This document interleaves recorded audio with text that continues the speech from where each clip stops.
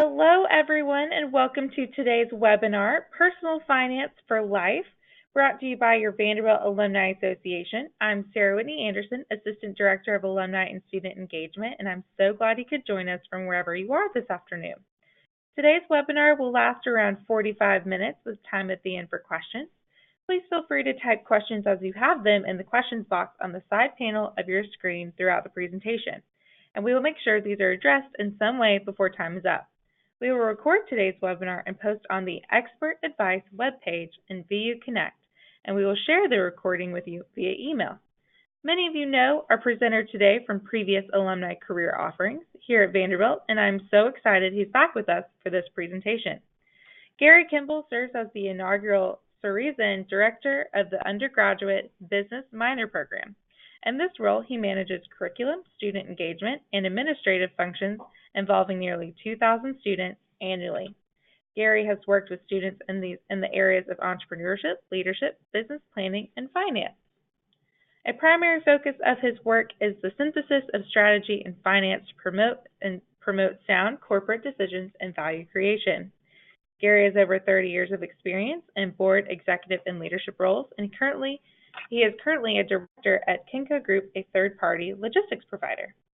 Prior to Vanderbilt, Gary was a founding partner, director, and chief financial officer of OHL, now a division of Geodis, a leading third-party logistics provider.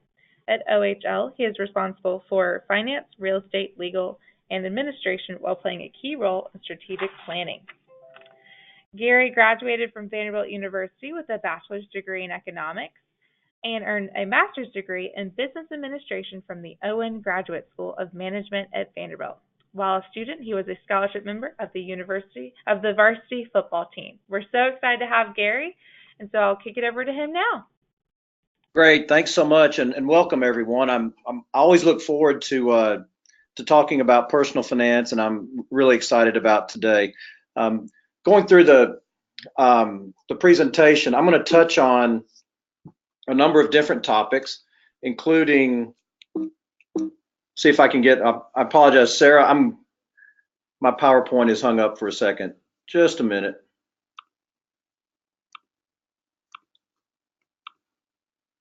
Here we go. Hopefully everyone can hear me, Sarah. I'm going to touch on credit scores, then talk about debt and budgets and saving money, spend some time on investing, and touch on that always fun topic of taxes, and then briefly on housing and giving back. I look forward to your questions, and hopefully you'll find this informative. So let's jump in. Your credit report, which tends to be a real focus in your 20s establishing credit, is maintained by primarily three companies, and those are Experian, TransUnion, and Equifax. You can get a free copy of your credit report each year, and I encourage you to do that. To always check and make sure that the information is correct in the report, because that's the basis for developing your credit score, which drives what type of credit you can get when needed and the pricing of that credit. The key thing to know about your credit report is that it tracks certain things but not others, and it's focused on how you pay your bills, what kind of debt you currently have outstanding, and what your history is in terms of borrowing money and repaying that money. What it doesn't track is your salary or any other income. It doesn't track your occupation. So it's not a situation where you can offset lots of debt by having lots of income, because these credit reports don't track that. They're strictly focused on the types of debt you have, how much of it, and how well you've serviced that debt over time.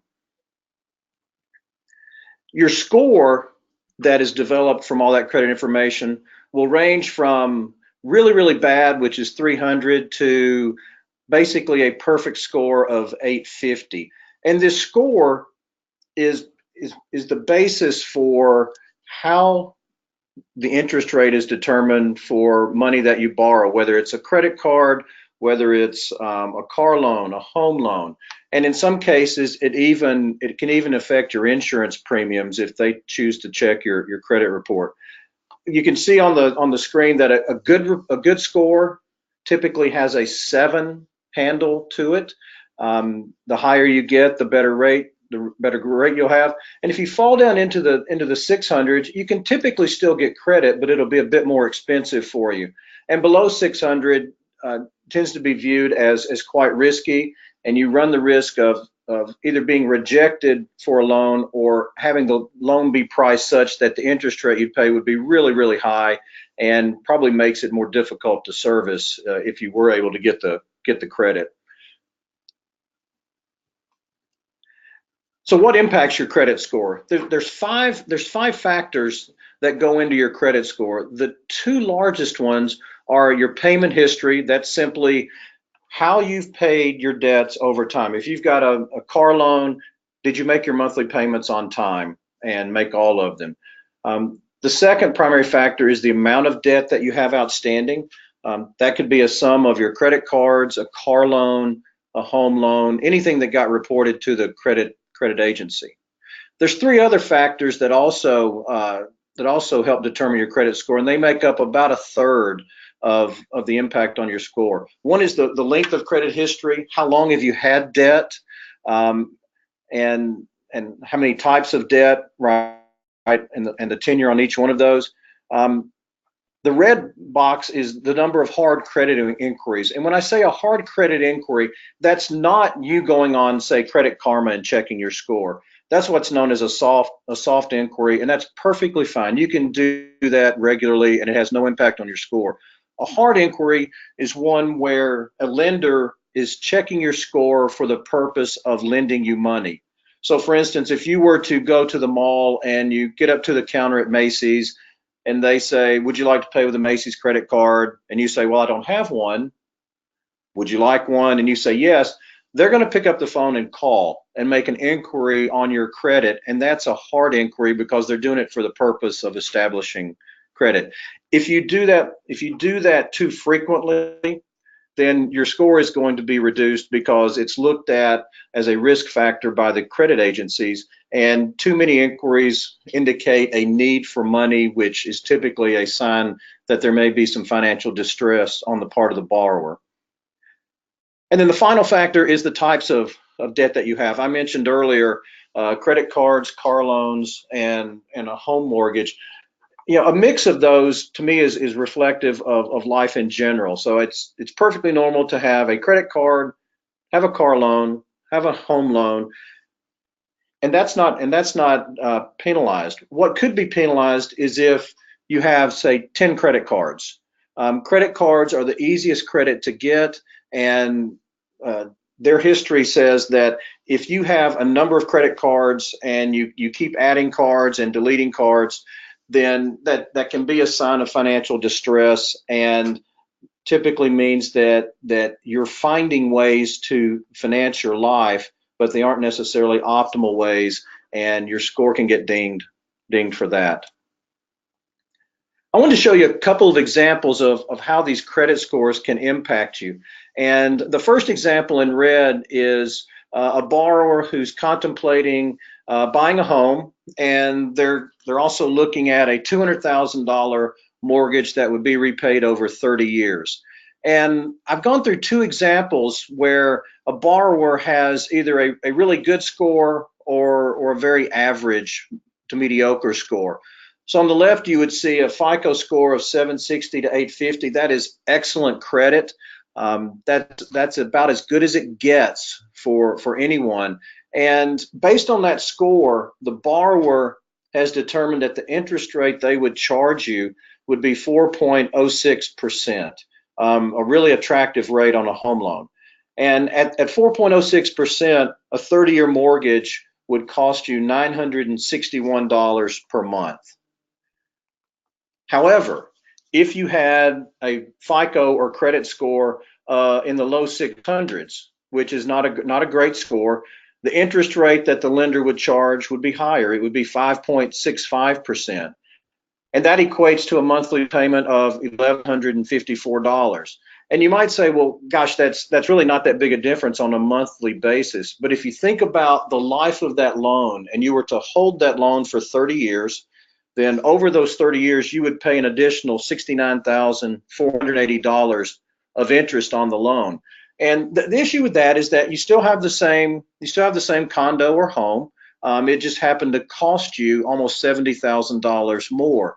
That's money that didn't create any value for you. In fact, it took money away that you could have spent elsewhere, simply because the lender viewed your credit risk as being higher than in the first example with a high FICO score. The second example on the right in blue is a car loan, and looking at a $40,000 loan to be repaid over 5 years. Same process. On the left, you'll see a really good FICO score, an interest rate charged of 4.56%, and a monthly payment of $747. On the right, you see a poor score in the 500s, and the lender would charge an interest rate of over 17% on that. And that equates to a monthly payment of just under $1,000.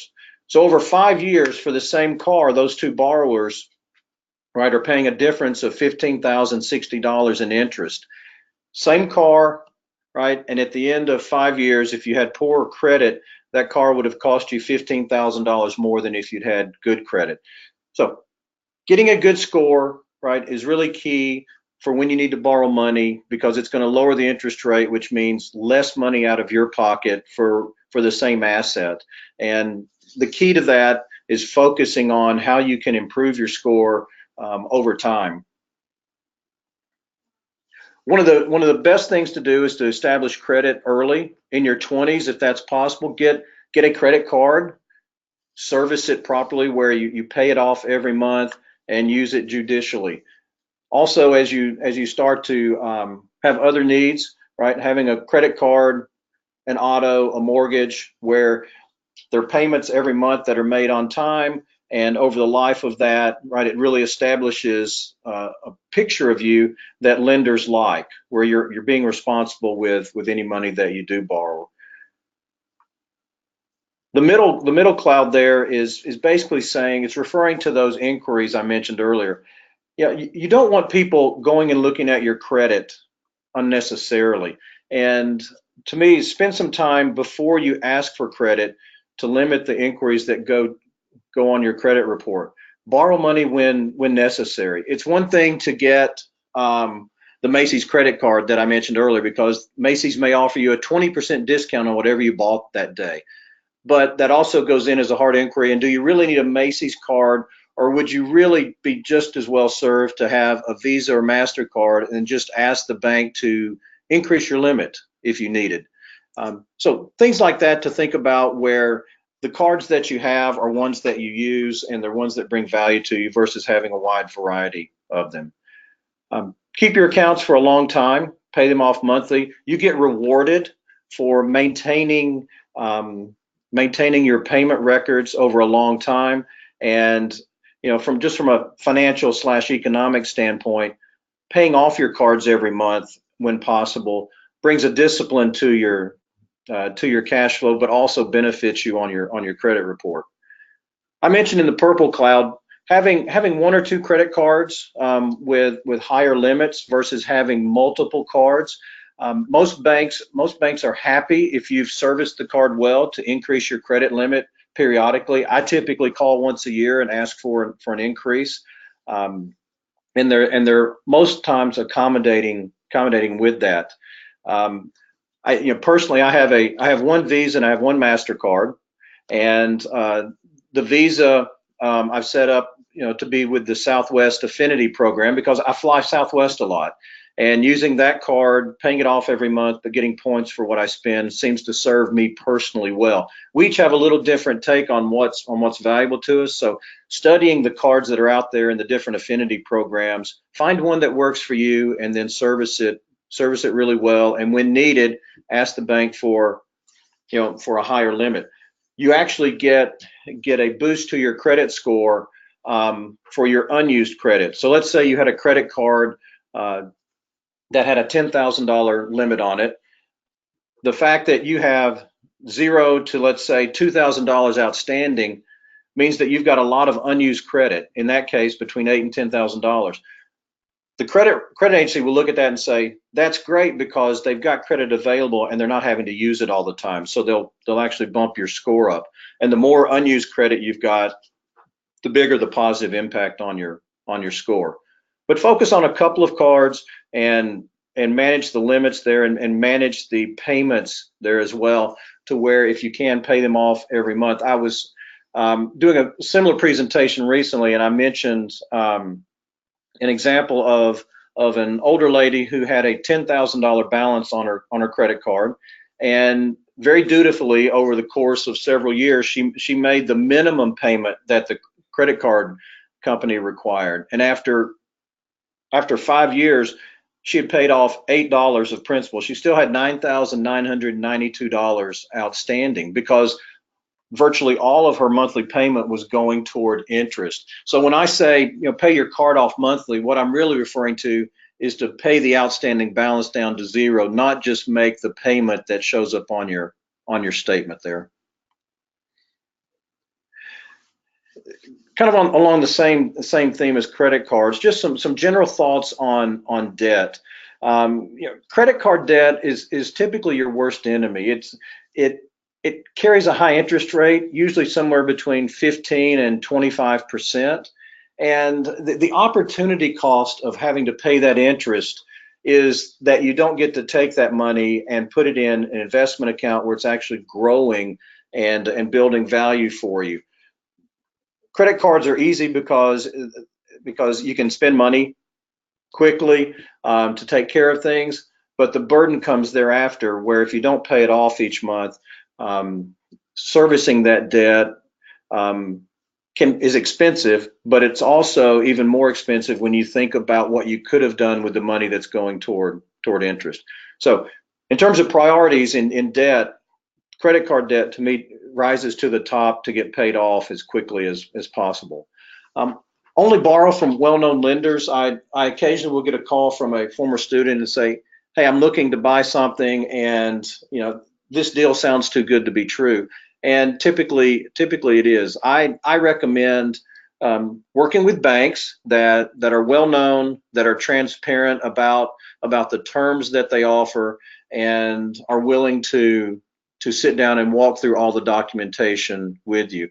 What you don't want to do is find a lender who offers a low rate, but perhaps there's some terms in the loan agreement that could be problematic for you down the road, like having a prepayment penalty on a car loan or something like that. Always pay on time. I've mentioned this a couple of times. It is one of the keys to establishing good credit, is to take the time to make sure that everything gets to the lender on time. That's become much easier with auto pay and making electronic payments, but making sure that you get it scheduled and that they get executed is key. One of the issues for all of us in the economic system that we live in here in the U.S. is that there really aren't any guardrails in the system that will flash a warning sign telling you've taken on too much debt. The burden is really on us to say, I understand how much income I have and how much assets I have and what's a prudent amount to borrow. The lenders typically won't tell you that, and your advisors aren't necessarily going to tell you that. There's nothing in the system that will warn you there. You've got to develop that acumen to know what's prudent and what's perhaps excessive. Training yourself over time to understand, kind of generally what works is key. And then I think it should be all of our aspiration to, at some point, to be debt free. I think debt serves a great purpose when used judiciously, but there's something about not owing money to someone that takes some of the emotional stress out of decisions that we make. I know some of the poor decisions I've made financially have been when there was a loan involved and I was concerned about what to do with the loan relative to the asset, whether it's selling a house or selling a car or whatever. When I don't have to worry about there being debt involved, I can look at it on an unemotional basis and deal with it in a clearer form there. Let's switch gears now and talk about budgeting.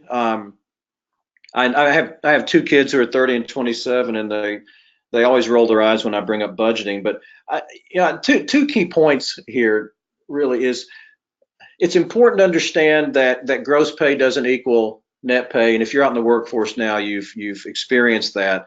Students who are just getting ready to enter typically have to learn this by seeing all those deductions come out.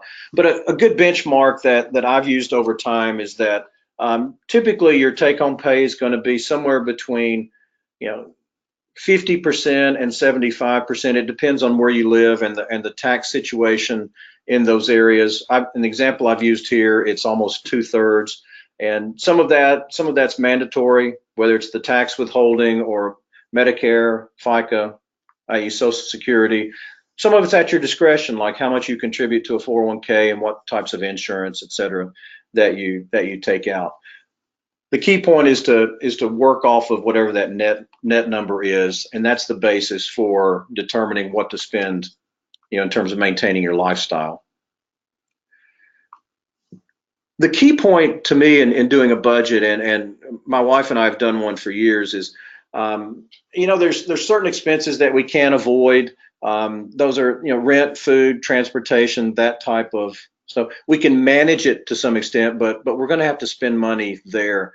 The bigger point on a budget is to figure out how much of your income is available for discretionary spending, and then focusing on A, savings, but B, what are the things that you do that when you see how much you spend on it, you actually generate more joy from that than the cost. One of the things that I love to do is I go to Colorado a lot, and whether it's skiing in the winter or hiking in the summer, and I get a lot of joy from that. But I have to also think about the cost of that. And as long as the happiness that I get from that discretionary spending exceeds the cost, then I'll continue to do it. But I think it's important to understand how much it does cost. And we'll see a couple of examples of ways to think about spending in just a minute. But being able to quantify it allows us to do some analysis of it. And I think the better information we have in front of us, the better decisions we'll make in terms of how we spend our money. The graphic that you see in front of you now is one that is from a study that was recently done by TD Ameritrade, and it was looking at their client base and looking at what they call super savers, people who save a lot of their income, versus those who are the more typical savers. And in this example, the super savers were saving 29% of their income, which is really just an incredible savings level for them. And then the non-super savers were saving 6%. The difference between the two really boiled down to what they did on housing.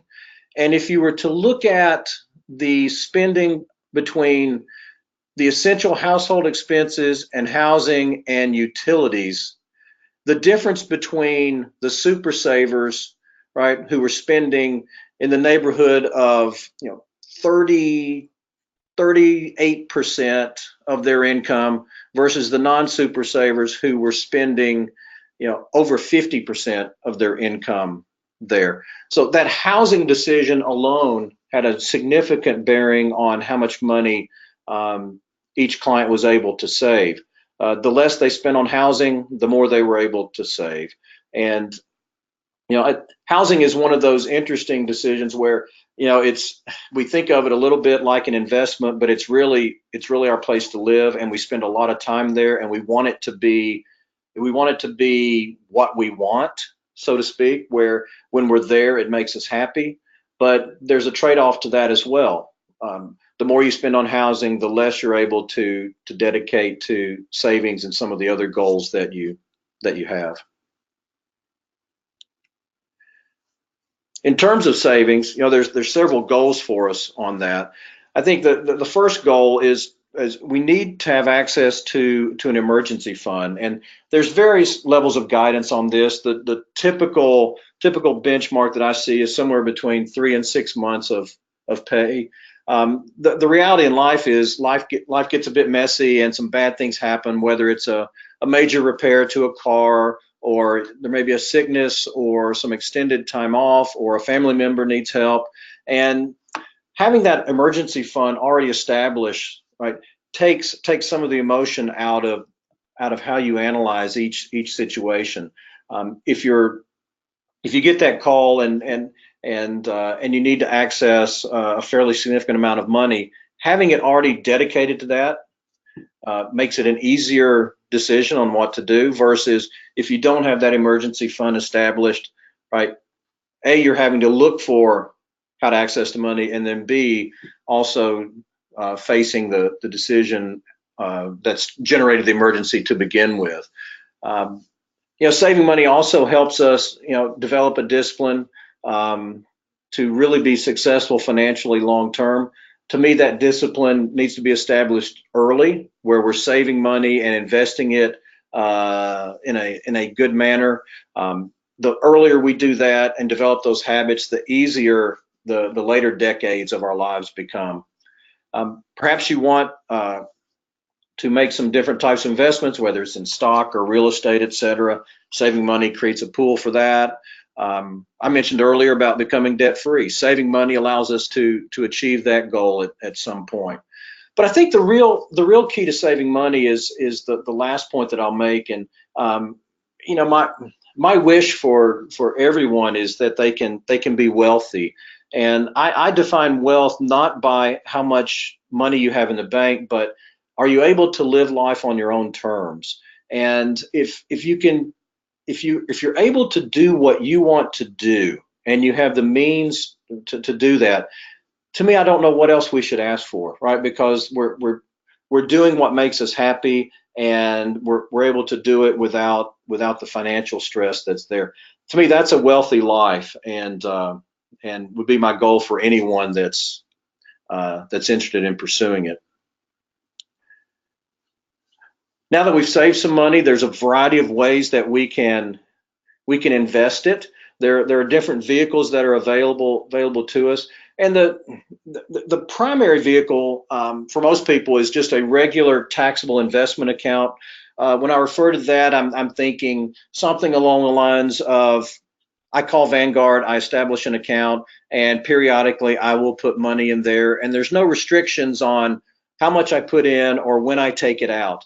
It's a taxable account where if I generate interest, dividends, or capital gains, those are going to get taxed each year. The surrounding ovals are different forms of accounts that have some tax advantage to them. In the upper left, I've got the traditional 401k, which most of us would find at our place of employment. They're employee sponsored, and you're able to put in pre-tax dollars so that right before tax is taken out, goes into the 401k. While it's in the 401k, any investment earnings, right, are not taxed. It's only when I take the money out of the 401k that I've got a tax consequence there. Down below the traditional 401k is the designated Roth 401k. And again, this could be set up by your employer. The difference is that in the Roth 401k, you put in after-tax dollars, and once in the Roth, any investment earnings grow tax-free. And when you take the money out, there's no tax on it. So you can see it in the 401k. The tax consequence is when you take the money out. With the Roth 401k, the tax consequence is before you put the money in. But while the money is in each of these accounts, it's tax advantage there. On the right-hand side, we've got some IRAs. There's a traditional IRA that you could set up on your own, subject to some income limitations. You may get a tax deduction for making that contribution, and the money grows in the account in a tax advantaged way. The Roth IRA down below, again, is set up on your own. It's not tax deductible, but when you put the money in, then you can let it grow tax-free. And similar to the 401ks, right? It's a difference between whether the money that you put in gets taxed before it reaches the account, or when you take it out of the account, it gets taxed. those are different vehicles that are available to you. They've got some limitations on how much you can put in. Typically, on the 401ks, you can put in $18,000-$19,000 now, I think it is, and on the IRAs, you're somewhere in the 6,000 range max for about 25,000 total each year. Once you get it into these different types of accounts, what should you invest it in? I'm a big fan of trying to diversify away the market risk that any investor faces. But over time, if we look at returns, stocks have done really well for investors. Small stocks on average have returned a little over 12%, large stocks about 10%, and then you see government bonds have averaged about 5.5%. All of those have exceeded inflation, which has run a little less than 3% a year. And our first goal in investing is we want to counteract the negative impact of inflation because it eats away at our wealth. And if I'm going to maintain my purchasing power, I need to earn a return that's at least equal to inflation. Anything I can earn above that should increase my wealth, i.e. it increases my purchasing power there. And stocks for long-term investors are typically the best investment that they've got available to us. We live in an interesting time now where holding cash, which feels really safe, actually reduces our wealth because the returns that we can get on cash now are typically lower than what inflation is. And if I take a long-term approach with stocks, then if stocks continue to earn the returns that they have historically over the last 100 years, I should be able to double the value of my stock portfolio every 7, 8, 9 years. And that's leaving the money in and letting it grow in a compound fashion. The returns are not even per year. There's a lot of volatility with stocks, but if you take a long-term view, you can really manage through the volatility and earn some nice returns. The next graphic tries to demonstrate the value of these different types of investments that we looked at on the prior slide. And if you were to think about having $1 in 1926, these different bars look at what that dollar would be worth today. And the first bar on the left is one that just looks at inflation. And something that cost $1 back in 1926 in 2018 would cost $14. So you can see that, right, that your purchasing power has been eroded to where something that was $1, 92 years ago, has become quite expensive now. In the next bar, the yellow bar, is the return that you would have gotten from treasury bills, which are short-dated government securities. They're viewed as risk-free because the government guarantees you're going to get repaid, so that there's not much risk there, so you don't get a lot of return. And if I'd invested $1 in a treasury bill in 1926, today I would have $21. So I would have beaten inflation, but just barely. So I've maintained my purchasing power there. The next bar, the orange bar, is longer-term bonds. Again, risk-free, but having longer maturities, so I've committed my money for longer. That would have grown to $143. So I've increased my purchasing power there nicely, but still only earned a 5.5% annual return. And then the two bars on the right are looking at large stocks and small stocks, and you can see that they've done significantly better. When I factor in the compounding of those annual returns, small stocks, if I'd put $1 in 1926 and just left it there, right, that could have grown to $36,000 in 2018. Large stocks $1 would have grown to $7,353. You see a couple of themes developing, I think. One is to be invested in stocks, but then to take a long-term view of it. I wouldn't recommend investing in stocks if I have some money that I need in 2 years for down payment on a house, because over a 2-year period, there's quite a bit of volatility in stocks, and when you need the money, the value of what you put in may actually be less. But over time, the market has an upward bias and an average return, depending on what type of stock portfolio you pick, of somewhere in the 10 to 12% range.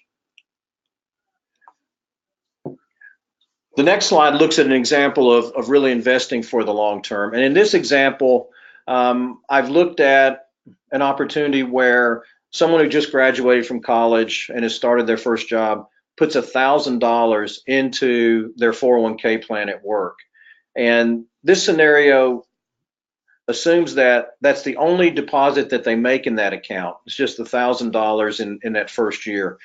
And then it looks at what that $1,000 can grow into over the course of their career. If they put the $1,000 in, they stay at that job for 42 years and retire at 65, that $1,000 would have grown to $59,000. So you can see I keep coming back to the message of put your money in, let it work for you over the long haul, and you'll be rewarded over time for that by being invested in stocks and letting the money sit there. There's certain money that we need at different points in our lives, and that money certainly needs to be deployed elsewhere. But the key is to figure out how much you can afford to set aside that you don't think you will need to make an investment in a house or a car or just to live, and let that money work for you. And if you do that with discipline, you can have a really comfortable lifestyle as you near retirement. And this next slide is really trying to come back to the point of long-term investing. And this is an interesting graphic that was put together by Robert Shiller, who's a professor at Yale. And it looks at the volatility and the returns for stocks over a 1-year, 5-year, 10-year, and 20-year period. And I'll just make a couple of points on this. If you look at the top graphic, which is the annual returns from stocks, there's a lot of volatility. You can see that there were a number of down years. And while the average real return, that is the return after inflation, was 8.4%, the standard deviation of returns was over 18%. So a lot of variation. But as you move toward these longer periods, we're looking at a rolling 5-year or 10-year or 20-year period, you can see when I get down to the 20-year period is that every 20-year rolling period over the last over 100 years has been green. The average real return on an annual basis has been 6.7%, and the standard deviation is only 3%. So if you can take a longer term view of investing in the market, right, then you're able to eliminate really the market, the specific risk in stocks, and you're able to smooth out the market risk that you take on by investing in stocks. Kind of hard to do to watch it on a day-to-day basis, but if you have a longer term view, you should be pretty confident that you're going to be rewarded for making that type of investment. And I'll kind of close this section of the presentation by just making the comment. We've talked about credit scores, we've talked about budgeting, saving, investing, and the thing that I would encourage each of you to think about is that there's no one out there who's going to respect your money and investments like you do. If you use an advisor, there's nothing wrong with reminding them that this is your money, it's your investments, and you should have a view into whatever they're going to do. It should be totally transparent, and you should understand exactly how they get paid for what they're providing to you. It's incumbent upon you to reinforce the message that whatever you've worked hard to earn and save, right, is to be protected, and no one's going to care more about it than you do. I've had a number of friends who have been a bit casual about this, and I think it's cost them over time. But take that approach, and I think you'll be pleased with the result that you get. Okay, everybody's favorite topic, taxes. Just a few points on taxes. We hear a lot of rhetoric in the news all the time about it, but we do have a progressive system. The more that you make, the higher your rate's going to be. Your effective rate really depends on your personal situation. Are you single, married? Do you have dependents? How much income you have? What type of deductions and exemptions? But key to understand is that really any income that you have is going to be taxed, whether it's your earned income from your salary or passive income like dividends and interest and capital gains that you earn from your investments. And the federal taxation rates are uniform across all of America. State and local taxation varies by locale. I live in Nashville. Tennessee is a very low cost state. We don't have an income tax on wages. We have a very modest one on investment earnings, and that's being phased out. Whereas if I were in New York City, right, I've got the federal tax rate, I've got a state tax, I've got a city tax. So the key thing to remember is that it is somewhat dependent on where I live, at least at the margin. And if I'm in a job where I'm probably going to transfer a few times, right, it's important to think about the taxation in each local area to make sure that you don't get penalized for moving by being subject to more taxes in the new location that you're in. The rates vary from 10% on taxable income up to 37%. There is a small add-on to the tax rates that was put in place with Obamacare several years ago that can be up to 2.9%.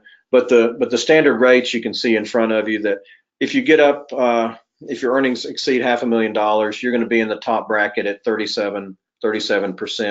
But it's important to note that this is taxable income. It's not necessarily all the money that you make, because you've got some expenses that you can deduct from that, and probably some other tax situations that can reduce the amount of taxable income there.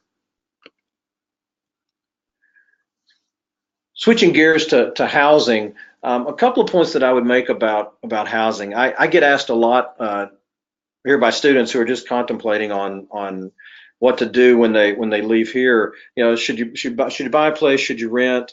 I don't think the answer's really clear there. If you're in a fairly mobile profession where there's a chance that you'll be relocating reasonably soon or often, it probably makes more sense to rent. If you feel more stability in where you're going to be living, then it may make more sense to purchase something.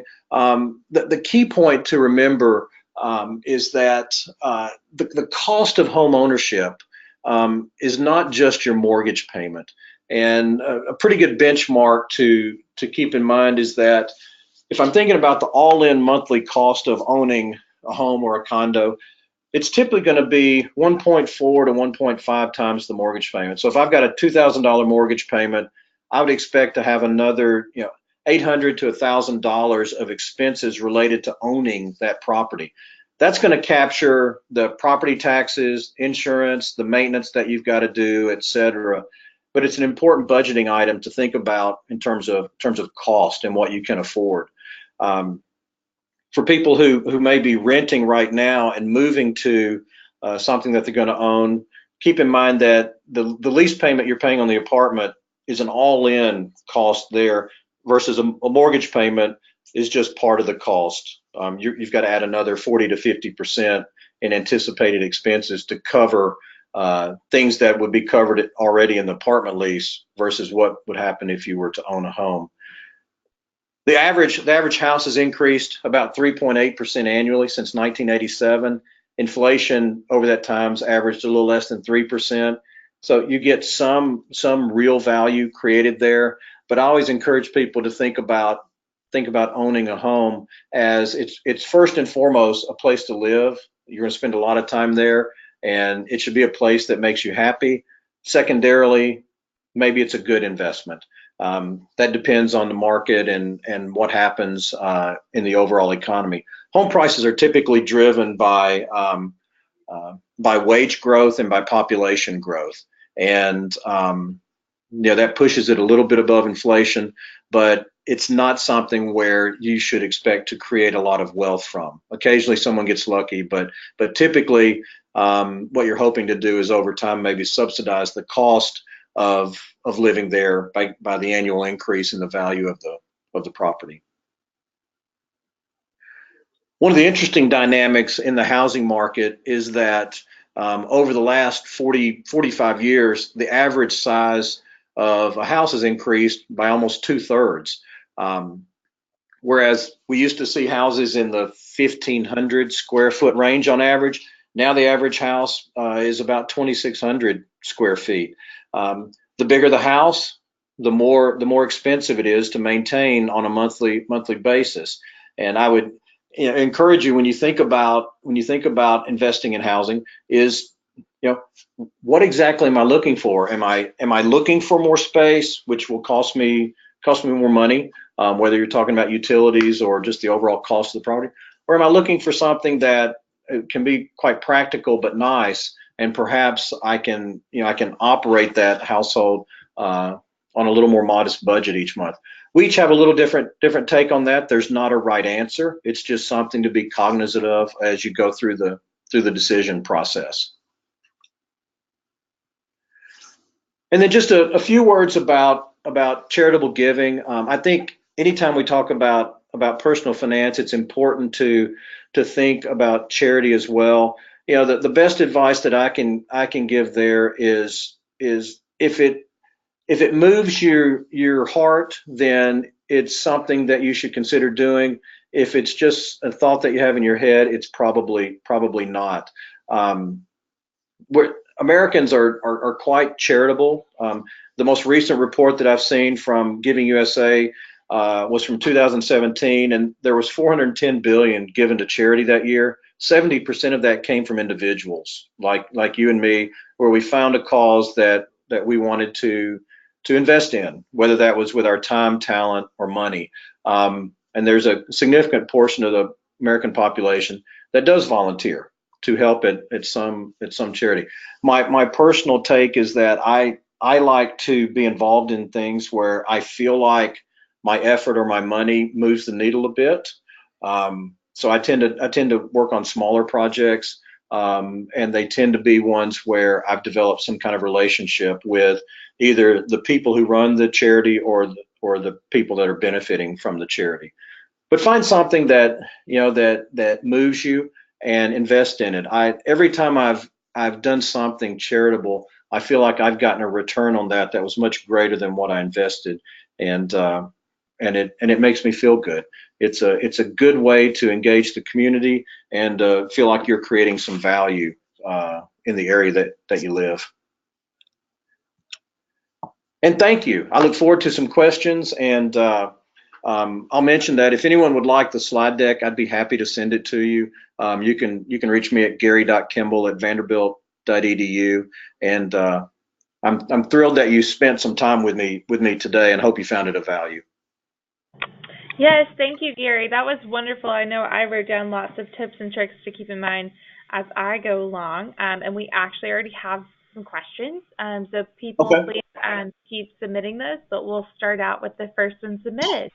Okay. This question is your credit negatively impacted when you close an unused, mostly, line of credit?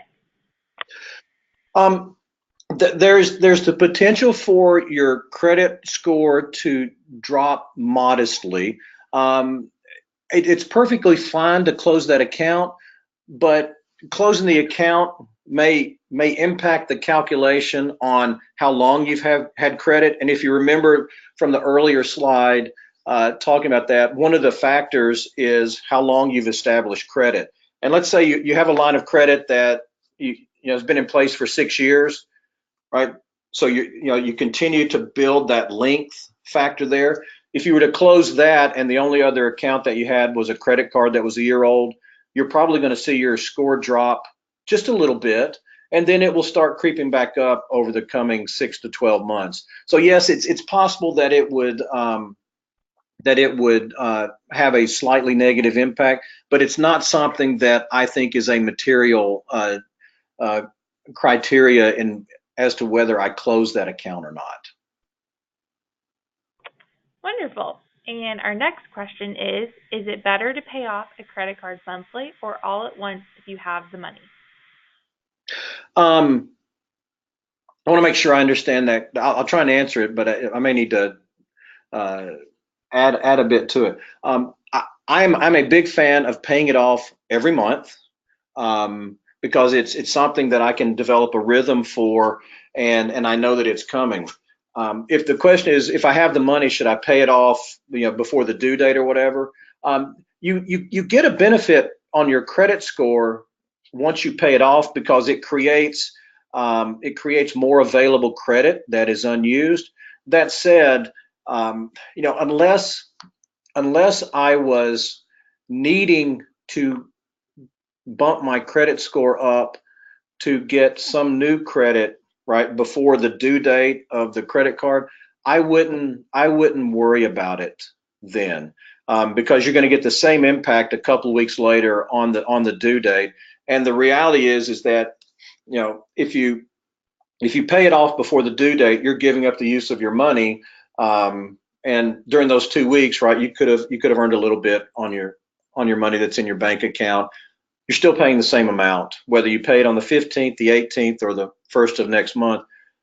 But if you've got something brewing where you need some additional credit, I would go ahead and pay it off all at once if you have the money. Otherwise, pay it off every month. Great. Well, looks like that was all the questions we have. So, Gary, Okay. again, thank you for sharing these great tips with us today, and thank you to everyone who tuned in to this wonderful webinar. I just want to encourage you again to check out all the career resources and events, both electronic and in person, provided to you by the Vanderbilt Alumni Association. Later this week, I will send a follow-up email with the archived link and request for feedback for this webinar. And we are always looking to improve upon our offerings to alumni, so please be in touch and let me know if there's any way I can best support you. Thanks again for joining us, and have a great day. Thank you.